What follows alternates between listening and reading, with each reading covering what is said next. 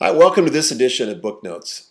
Today I want to talk about a book that Thomas Nelson didn't publish. It's a book by Christopher McDougall called Born to Run, and it's published by Knopf Publishing, a division of Random House.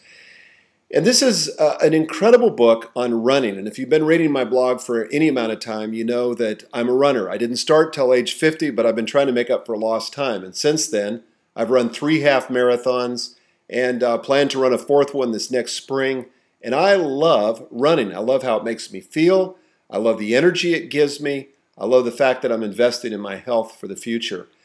But McDougall begins with a really simple question that anybody who's a recreational runner inevitably asks, and that is, why does my foot hurt?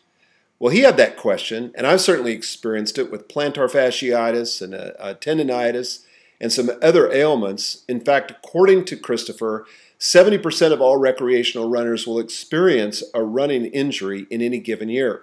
So he went to his doctors and he didn't get an answer that he liked. They basically told him he didn't have the physiology of a runner, that he ought to hang it up, that he ought to take up another sport.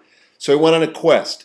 He started investigating the science of running, and he started talking to endurance runners who could run 50-plus miles without any apparent injuries.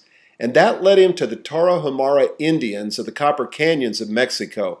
These are an amazing people who will run 50 to 200 miles at a stretch without injury and with great joy. And these people run into their extreme old age, some of them as old as 90 years old, running in the Rocky Mountains with all kinds of adverse conditions. And he was fascinated by them, as any of us would be if we had discovered them or got to meet them.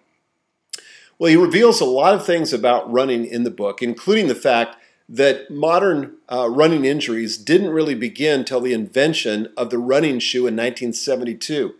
In fact, there's a direct correlation not only between running shoes and injuries, but between the price of the running shoe and the frequency and the severity of the injuries.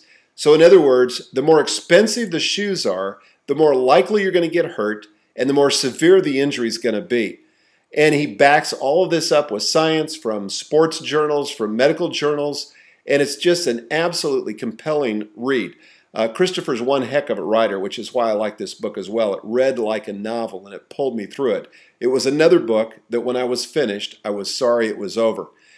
One of the things that I'm pleased to offer is that if you'll comment on my blog today and fill out the sign-up form, and I detail it below in the blog text, I've worked it out with Knopf Publishing that I will send out 24 copies of the book to 24 random people, and to be eligible for that, I'm just going to pick 24 people at random who comment on my blog and fill out the order form, and I'll send you a copy of it. You won't be disappointed. If you're looking for a little inspiration, something to keep you going in your running, this is the book. This'll do it. Born to Run by Christopher McDougall.